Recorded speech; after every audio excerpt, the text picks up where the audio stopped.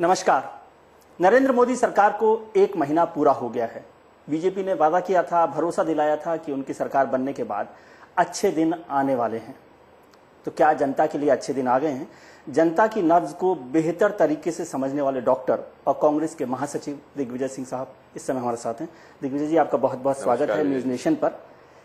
बहुत खुश होंगे आप कि जनता के अच्छे दिन आ गए हैं। किसी भी सरकार को 1 महीने के अंदर नहीं आंका जा सकता। 60 महीने का समय उनको मिला है जी। हालांकि उन्होंने मांगा 60 महीने थे, लेकिन जिस दिन रिजल्ट डिक्लेयर हुआ उस दिन उन्होंने 120 महीने मांग लिए जी। फिर भी 1 महीने पूरे नहीं होते हैं। लेकिन पिछले 1 महीने में मुझे आपत्ति 2-3 फैसलों पर है जी। एक फैसला तो वो कि अपना प्रमुख सचिव बनाने के लिए उन्हें कानून बदलना पड़ा, ऑर्डिनेंस लाना पड़ा। कानून बदलने में कोई दिक्कत नहीं है, लेकिन जब 4 दिन बाद पार्लियामेंट आ रही है तो फिर ऑर्डिनेंस लाने का कोई मकसद नहीं था,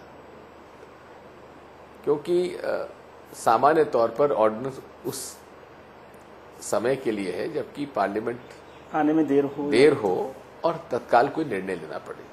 दूसरा, किसी भी सरकार को कोसना, उसको आलोचना करना आसान है, लेकिन कुर्सी पर बैठकर ये सब बातें समझ में आती है। वैसे तो उनका जो ये जुमला अच्छे दिन आने वाले हैं, अगर देखेंगे तो हिटलर का जो कैंपेन था उसमें भी बेटर टुमारो, सुनहरा कल, ये मिलता जुलता ही रहा है।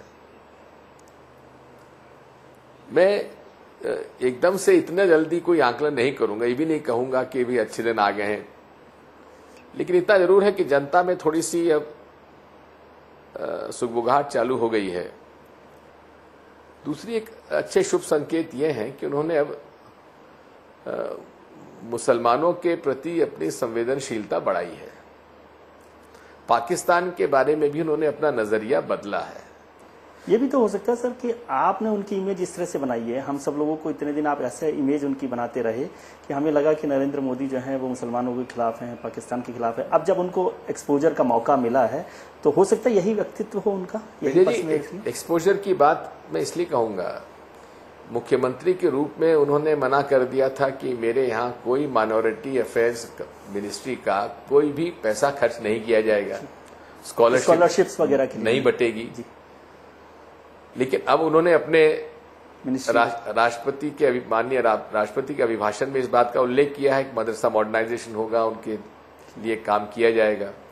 तो उसमें अच्छा संकेत है।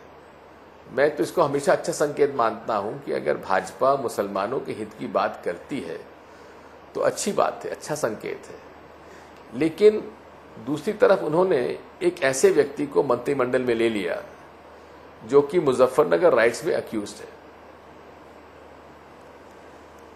आखिरी बात यह है कि उन्होंने कहा था कि मेरी सरकार में कोई भी दागी व्यक्ति नहीं होगा। Seizures wife should be above suspicion. जो माननीय मेघवाल जी मंत्री हैं राजस्थान के, हो सकता है कि निर्दोष हो सकता है उन पर गलत आरोप लगा हो, लेकिन जब कोर्ट ने उनको नोटिस दिया है, अभी सिर्फ कॉग्निजेंस लिया है, हाँ कॉग्निजेंस, लेकिन नोटिस दिया है जी। इसलिए मैंने कहा है कि जब आप बात करते हैं कि बिल्कुल साफ सुथरी सरकार होना चाहिए, तो मुझे लगा था कि ये उनसे इस्तीफा ले लेंगे, लेकिन नहीं लिया। क्या बड़ी वजह आप मानते हैं, यदि पिछले चुनाव के नतीजे को देखें, कि क्या बड़ी वजह रही कि लोगों को अपना नजरिया बदलना पड़ा और इतना बड़ा बहुमत भारतीय जनता पार्टी को, नरेंद्र मोदी सरकार को दिया? मैं इस बात को कह चुका हूं कि परफॉर्मेंस में हमारे कहीं कमी नहीं रही है। हर स्तर पर हमारा परफॉर्मेंस अच्छा रहा है, चाहे पावर का सेक्टर हो, चाहे एग्रीकल्चर सेक्टर हो, चाहे इकोनॉमिक सेक्टर हो। जो गरीब लोग थे वो गरीबी रेखा के ऊपर उठे, और आज 10 साल के अंदर लोगों में जो एक आशा और उम्मीद के साथ एस्पिरेशंस बढ़ गए हैं, अपेक्षाएं बढ़ गई हैं सरकार से। ये जो एक्सक्यूज है ना आपका, या आप जो बात कह रहे हैं कि आपकी परफॉर्मेंस अच्छी रही लेकिन कन्विंस नहीं कर पाए, ये मुझे अपने बचपन का स्कूल के दिनों की याद दिलाता है कि जब मैं सोचता था कि मेरे सेकंड डिवीजन और थर्ड डिवीजन क्यों आती थी, जबकि मैं घर पर पेरेंट्स को कहता था कि नहीं मैं पढ़ाई तो बहुत करता हूँ, पेपर भी बहुत अच्छे किए, ये ट्यूटर जो है ना, जो कॉपी चेक करने वाला है, वो ठीक से नहीं समझ पाया। ये बात गलत है।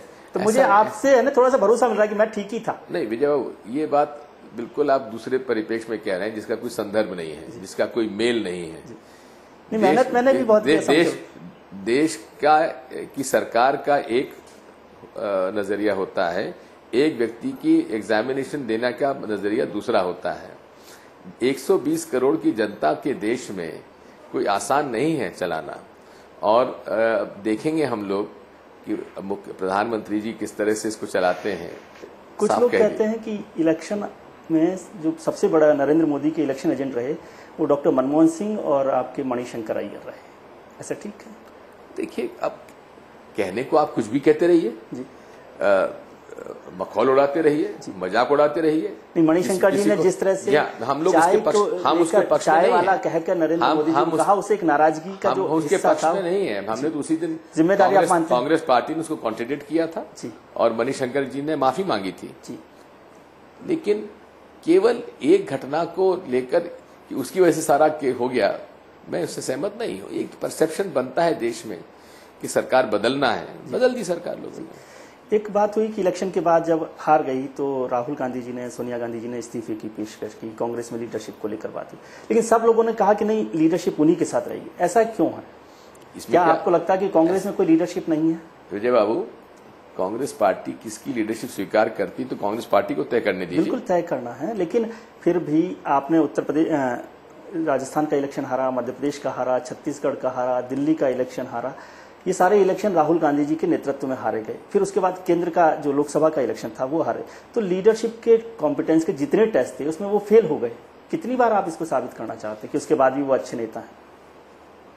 इसमें इतना ही मैं कहना चाहता हूं, कांग्रेस पार्टी कौन को नेता बनाती है ये कांग्रेस पार्टी पर छोड़ दीजिए। नहीं, नेता बनाती है ठीक है, लेकिन इससे ये भी लगता है कि आपके पास लीडरशिप कयास है कि आप उस परिवार से आपको जो मानना है मान लीजिए, जो समझना है समझ लीजिए, लेकिन कांग्रेस पार्टी को अपना खुद का नेता तय करने का कम से कम मौका दीजिए।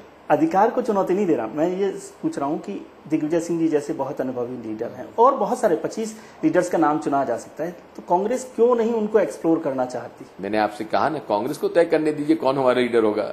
आप उसमें क्यों हम इसमें परेशान होते हैं? अभी जो इलेक्शंस के बाद का एक जो पार्लियामेंट्री प्रॉब्लम आई है कि लीडर ऑफ अपोजिशन को लेकर, क्या आपको लगता है कि बनाना ही चाहिए कांग्रेस का विपक्ष का नेता?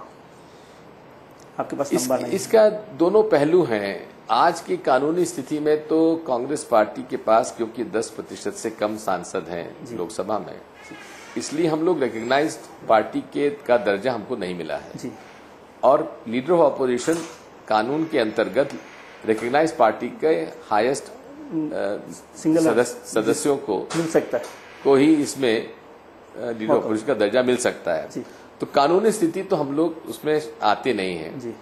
फिर भी अगर सरकार चाहे तो अमेंड कर सकती है। राज्यपाल को नियुक्ति पॉलिटिकल अपॉइंटी के तौर पर देखते हैं? ये कॉन्स्टिट्यूशनल हेड है, इसमें एक्स आर्मी जनरल्स भी रहे हैं, रिटायर्ड जनरल्स भी रहे, अभी भी हैं, रिटायर्ड ब्यूरोक्रेट्स भी हैं, रिटायर्ड पुलिस ऑफिसर्स भी हैं, सिविल सोसाइटी के लीडर्स भी हैं, हर तरह के लोग हैं। डायरेक्टर आईबी जी, शीला दीक्षित जी को तो, शीला दीक्षित जी क्योंकि पॉलिटिकल पर्सन है तो उनका पॉलिटिकल अपॉइंटमेंट आप मांग सकते हैं, लेकिन उनका टर्म पूरा होने दीजिए। आखिरी सवाल, आज 30 दिन हुए और आपने कहा कि बहुत आकलन का वक्त नहीं है, लेकिन फिर भी यदि नरेंद्र मोदी जी को 10 में से आप कुछ अंक देना चाहें इस सरकार को? देखिए, 60 साल के कार्यकाल को 1 महीने के कार्यकाल से अंक में जोड़ना उचित नहीं है, इसलिए मैं इसको कोई अंक नहीं दूंगा। ऐसा तो नहीं है कि आपको 10 में से 10 देने पड़ेंगे, इसलिए आप नहीं चाहते कि कांग्रेस लीडर के तौर पे आप बाबू ना मैं इनको 0 दूंगा ना 10 दूंगा, क्योंकि किसी भी सरकार को आंकलन में कम से कम 12 महीने का समय देना चाहिए। तो शुभकामनाएं आप देंगे उनको? तो मैंने शुरू में दे दी। चलिए, बहुत बहुत धन्यवाद। बहुत शुक्रिया आपको।